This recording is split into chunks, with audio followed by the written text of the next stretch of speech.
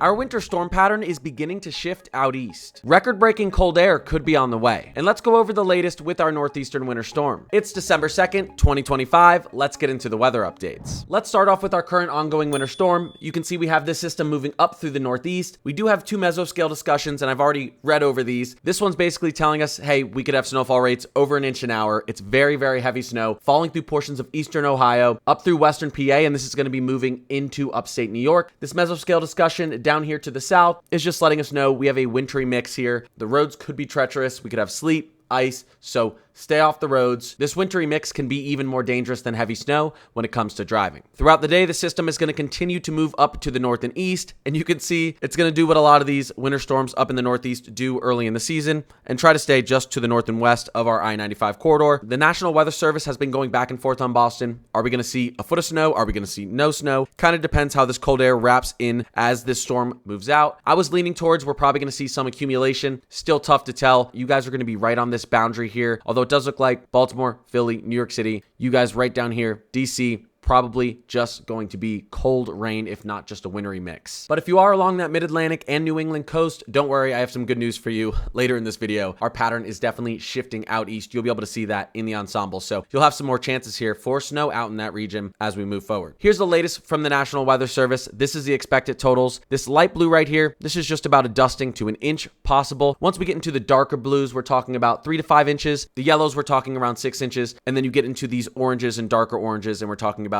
8+ inches of snow. So New Hampshire, Vermont could do very well. Maine, your coastal region as well could see some snow, potentially some good snow. It's still going to be tough. Again, you have a warm Gulf Stream out here. You have some warm air trying to push into this system. But right now, the National Weather Service is giving coastal Maine a chance. Upstate New York looks like you're going to do fantastic. Really, a blanket of anywhere between 3 to 8 inches for most of the state. Some of you could definitely overperform. And then you have the state of Pennsylvania doing pretty good. Pittsburgh here, it's going to get some good snow. Obviously, it's just that southeastern corridor here that could struggle. And then northeastern Ohio, northern West Virginia, you guys are already seeing that snowfall. We are still having some of that lake effect snow activated up here through the UP of Michigan and in western Michigan as well. If we do see high-end totals here, it's not impossible to get a strip here of 6 inches to a foot of snow across Pennsylvania, New York, and then up through New England. The National Weather Service, though, did have a foot of snow for Boston on the high end yesterday. They've pulled back. They think Boston isn't going to see any snow. I still think it's going to be really close, but it does look like you're just going to be a little bit too warm this time. That being said, moving ahead, I think we have some more chances here, so let's get into that. What we're looking at here is our total snow from the European ensemble, and notice how this snow has shifted out to the east. Earlier in the season, we were seeing a lot of these ensembles, and this is how a lot of the snow fell. We were seeing a lot of the ensembles kind of like this, putting some snow up into inner New England, the upper Midwest, and then right in here to the Great Lakes region. And now we kind of have this tilt on the ensembles, pushing a little bit farther out to the east and including the East Coast in this snow. And you'll see why moving forward. By the way, the GFS has this tilt of snow towards the East Coast as well. And our European AI agrees. They really have this pattern shifting towards the East Coast, at least for a brief period of time. Let's take a look at our next 10 to 14 days, see how our pattern's setting up moving forward. You'll notice a lot of storm systems trying to move up the coast here. That's a great sign for you guys up and down the East Coast. You'll also notice we have some very serious ridging out to the west. Again, December is looking a little bit warm, a little bit dry for the west. I do think we may see that pattern flip in January, but we'll talk about that in a little bit. Let's look at how these storm systems could form and push out towards the east. Moving forward here, this is our current storm system. You can see our jet stream beginning to dive right behind it. Now, this is Wednesday, December 3rd. Here's our jet stream. This is actually a great setup if you want to get some snowstorms pushed out east. You have a nice system right here dropping snow in the Rockies. Lots of cold air funneling down from the north here. Remember, we had that sudden stratospheric warming event, broke down our polar vortex. You typically see the coldest air lag, sometimes 2 to 3 weeks after it. So that cold air is still on the way. We have a lot of cold air supply for these systems. Moving into Thursday, moving into Friday, notice what happens here. Our jet stream begins to tilt, and now we have a storm system riding up the coast. I'm going to zoom in here. There you go. Watch the East Coast. And right now on the 00Z of the Euro, this is, well, I was going to say under 100 hours out, but literally 99 hours out, we have snow that wants to fall in the mid-Atlantic and New England. Is this going to happen? It's going to be a game of inches, just like this last storm, but you're going to have opportunities, like I said. So this would be actually this weekend, and this wouldn't be a huge snowfall if this happened exactly like this, which it's not going to happen exactly like this, but this would be some snow on the ground, some accumulation, like I said, for the coastal mid-Atlantic and coastal New England region. This would be a lot of rainfall down there for the southeast, potentially some severe weather for the southeast. And what's good about this is it's showing some love to the Rockies as well. When you have a big dip in your jet stream like this, we're actually getting some more snow out in Montana, Wyoming, Colorado, Idaho, and a lot of precipitation. We kind of have that atmospheric river river setting up for the Pacific Northwest, like I talked about in my last video. So as that storm system moves out, now we're moving into Sunday. We're now looking at potentially a clipper system moving down in from the upper Midwest, and this is going to try and head out towards the coast too. Notice we have another storm system that it's trying to link up with. This is another opportunity, and look right behind this, another opportunity here. Clipper moving down into the Great Lake region, trying to link up with our jet stream out here, potentially forming another storm system. So lots of snow headed for the northeastern region potentially here. Again, there's always the chance a lot of this doesn't make it to the coast. Our temperatures are going to be cold out towards the coast here for a while. So I think there's a really great opportunity. Some of this snow does fall out towards the coast, and you could get some good accumulation, if not a decent storm system out there as well. As we keep moving forward through next week, look at all of these systems just bombarding the Great Lakes region and the Northeast, one after another. And then eventually we're getting into La La Land. You get towards the end of the run,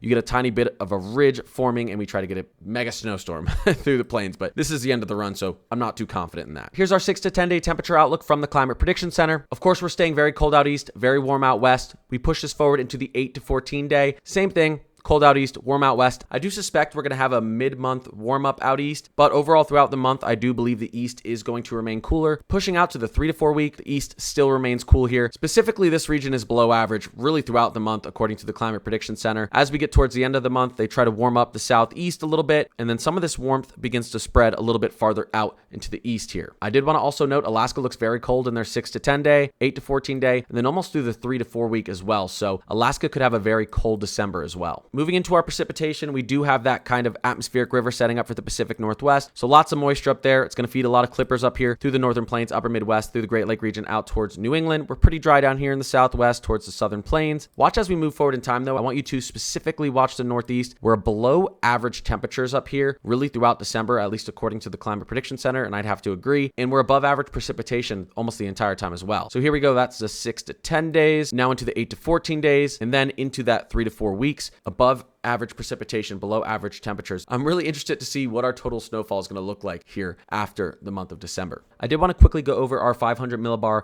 height pattern here. We have a lot of cold air that's going to continue to move down into the states. Like I said, there's a lag on our polar vortex break. Lots of cold air supplying this. You'll see our 540 line, this thick blue line right here. Typically, if you are to the north of this line, you have a chance to see snow. If you're to the south, a lot of times it's going to be rain. It's not perfect, but that's typically what you can go by when looking at this map. Moving forward here, obviously we have a really nice pattern. You can follow our isobar lines here. If we do get storm systems forming down here, we have that blocking out to the south and east, and we have kind of a nice flow for storms to ride up towards the east coast here. So some good opportunities ahead. Watch as we move forward in time to the 6th, 7th, a lot of cold air down there into the south and east. And then this time frame in particular, watch what happens on the Euro on the 9th. Now, this is still just outside of forecasting range, but you get this big dip in your 540 line. This would definitely be a strong storm system trying to form up somewhere potentially along the Carolinas before it moves up the coast. And then watch what happens right after this as well. You get another big dip here in your jet stream. You get that 540 line very far south. This is what could set up one of those classic nor'easters. So I definitely think we should watch the time frame between December 9th and December 11th, because this looks like a very aggressive pattern if it does set up like this. And then moving ahead, the Euro wants to put us under a ridge out east for a little bit. I could see this happening. I've been talking about it. I do think we get that kind of mid-month warm up, and then this would potentially be a big storm for the plains. We'll see though. Again, that's at the end of the run. Could we see another stratospheric warming event?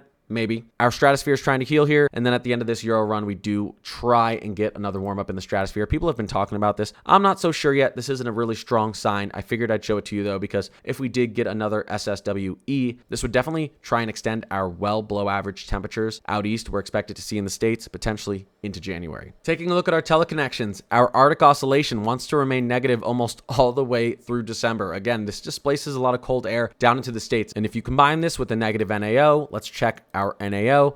There you go. You combine this with the negative NAO, most of that cold air is going to want to remain where? Out to the east. Notice what happens here though, as we get into early January, our NAO tries to go pretty positive. You can see our mean tries to go positive. This is when we may get a flip to some warmer air out east, some colder air out west. Last but not least, we do have a little bit of a tornado chance down here along the panhandle of Florida. Really, this is pushing almost from Pensacola out through Tallahassee, trying to get out there towards Jacksonville, Florida. So just pay attention today. A small 2% risk for tornadoes. Make sure you have multiple ways to receive weather alerts. And by the way, we already have these storms down here stretching from Apalachicola up through Tallahassee, moving out to the east. And while I was live and I was about to end the video, we do now have a tornado warning down here just to the west of Apalachicola. So just be aware we could get some more of those throughout the day. I appreciate you guys watching this video. If you like this type of content, don't forget to subscribe and hit that notification bell. I post videos like this every single morning, and as soon as I post them, I go live to answer all of your weather-related questions. And if you want to become a member of the Climate Crew, the link to my Discord is right down in the description. Again, thanks for watching, and I'll see you in the next video or in the live stream.